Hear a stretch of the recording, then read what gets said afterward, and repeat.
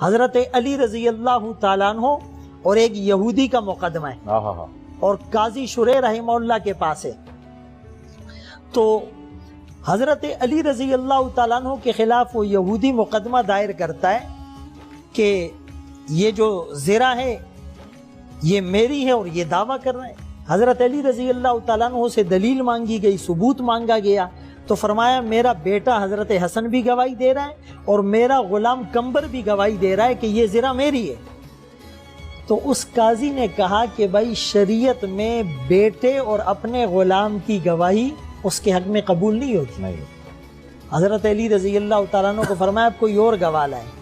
حضرت علی رضی اللہ تعالیٰ عنہ فرمانے لگے کہ آپ ایک جنتی کی جو جنت کے جوانوں کے سردار ہیں، آپ ان کی گواہی کو ریجیکٹ کر رہے ہیں.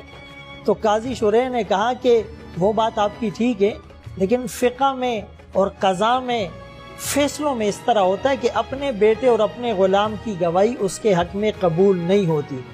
چنانچہ یہ زیرہ اسی یہودی کے پاس رہے گی. حضرت علی رضی اللہ تعالیٰ عنہ نے فیصلہ تسلیم کیا، سر جھکا دیا. سرکار دو عالم صلی اللہ علیہ وسلم نے فرمایا کہ مسند قضا یعنی فیصلے کی مسند پر علی کو میں بٹھا دوں تو علی جو فیصلہ کریں گے، توریت والے جب آئیں گے تو توریت سے ان کا فیصلہ کریں گے، زبور والے آئیں گے تو ان کا فیصلہ زبور سے کریں گے، انجیل والے آئیں گے تو انجیل سے فیصلہ کریں گے، قرآن والے آئیں گے تو علی قرآن سے فیصلہ کریں گے. یعنی اپنی آپ مثال جو سرکار میں موجود ہے صفت عدل کی، جو پروردگار سے عدل ملا ہے، اس کو آپ بتا رہے ہیں کہ میری تربیت علی کی جو ہے اس طرح علی نے علم مجھ سے لیا ہے کہ کسی کے ساتھ علی بے انصافی نہیں کریں گے. جتنے بھی خلفاء گزرے ہیں سب نے عدل کیا ہے. ظاہر ہے کہ اسلام کا مقصد جو ہے وہ عدل کرنا ہے، لیکن اب میں اپنے آخری جملے یہ کہوں گا کہ سب نے عدل کیا، بے شک عدل کیا. 1,24,000 انبیاء نے عدل کیا، ائمہ نے عدل کیا، خلفاء نے عدل کیا.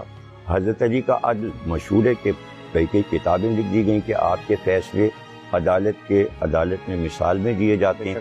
جس میں میں ایک بات یہ کہنا چاہوں گا قارئین کو بھی، ناظرین کو بھی اور اپنے احباب کو بھی جو یہاں تشریف فرمائیں، کہ پاکستان کی 70 سالہ تاریخ میں میرے پاس نوٹنگ کے ساتھ سارے وہ فیصلے رکھے ہوئے ہیں میرے کتب خانے میں، جو یہاں کے جسٹس یعنی جسٹس سجاد تک کے جو فیصلے ہیں، اور اس سے پہلے ذوالفقار علی بھٹو والے جو فیصلے تھے ان ججوں کے، ہر جج 70 سال کی تاریخ میں حضرت علی کا صرف ایک واقعہ عدلیہ کا پڑتا ہے اور وہ جناب قاضی کے یہاں آنا. اس کے علاوہ ججز کو پتہ ہی نہیں کہ حضرت علی کا کوئی انصاف کا واقعہ. بس یہی ایک جج کہتا ہے وہ عیسائی تھا، دوسرا جج کہتا ہے وہ یہودی تھا. ایک جج کے فیصلے میں آپ کو دکھاؤں کہ یہی واقعہ وہ پڑھ رہا ہے تو کہہ رہا ہے حضرت علی نے تو نیت کی تھی کہ اس کو وہ دے دیں گے. وہ کہتا ہے، ایک کہتا ہے زرہ اور ایک جج کہتا ہے کہ نہیں وہ زرہ نہیں، وہ زین تھی اور وہ حضرت علی کا سائز تھا اور گھوڑے کو دیکھتا تھا اور وہ زین چرا لے گا. حضرت علی نے اسی دن طے کیا تھا کہ میں یہ زین اس کو دے دوں گا. یہ بات بھی عدالت میں آپ نے کہی. اب اس کے بعد یہ کہا جاتا ہے کہ حضرت علی قاضی سے بات کر رہے ہیں، یعنی قاضی عدلیہ زیادہ جانتا ہے قرآن اور علی نہیں جانتے، کہ وہ گواہ مانگ رہا ہے علی سے اور علی کو یہ نہیں پتا کہ اسلام میں بچہ گواہی بیٹا دیتا ہے یا نہیں دیتا، غلام گواہ. علی کو پتہ ہی نہیں تھی یہ بات. یہ کیسی عدلیہ ہے؟ جب آپ ایسی چیز عوام کو سنائیں گے تو وہیں سے غلط فہمی شروع ہو جائے گی کہ بھائی ان کے تو حضرت علی عدالت کے جو فیصلے تھے اور اصول تھے وہ جانتے ہی نہیں تھے. وہ قاضی شریح زیادہ جانتا تھا اور علی کو کچھ نہیں آتا تھا. واقعہ اس طرح نہیں ہے. سب کو مطالعہ، ایک واقعہ آپ 50 کتابوں میں تلاش کریں. اور جج تو کتابیں پھیلا لیتا ہے، جب فیصلہ لکھ رہا ہوتا ہے دکھاتے ہیں صاحب جج اور وکیل کمرے بھرے ہوئے ہیں کتابیں، یہ کھلی کتاب اور وہ کتاب کھلی، یہاں کا فیصلہ وہاں کا فیصلہ، یہ نوٹنگ وہ نوٹنگ. تو کیا نوٹنگ ہو رہی ہے؟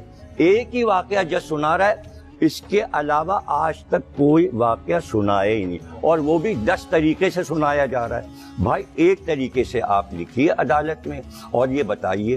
اب میں بتانا شروع کر دوں کہ قرآن میں بیٹے نے کہاں کہاں گواہی دی ہے۔ حضرت عیسیٰ بیٹے ہیں، مریم کی عصمت کی گواہی سورہ مریم نے حضرت عیسیٰ میں دیا ہے۔ اللہ کہہ رہا ہے کہ بیٹے کی گواہی چاہیے۔ ابنانا و ابناکم، مباہلے میں بیٹے آ رہے ہیں، اپنے بیٹوں کو لاؤ۔ حسن اور حسین مباہلے میں گواہی دے رہے ہیں توحید کی، بیٹی گواہی دے رہی ہے، داماد گواہی دے رہا ہے، بھائی گواہ دے رہا ہے۔ عثمانی صاحب تک، مودودی تک یہ واقعہ اردو تفسیروں میں سرچ ہے، سب نے لکھا کہ بھائی گواہی دینے یہ لوگ آئے، اس میں ابنانا، نسانا، انفسنا، سارا تو پورا تو خاندان موجود ہے۔ تو یہ کہاں سے وہ قاضی شوری علی سے کہہ رہا ہے کہ بیٹے کی گواہی نہیں؟ یہ کیا بات ہوئی بھائی؟ قرآن میں گواہی ہے، موجود، آیات میں موجود ہے، وہاں نہیں ہے۔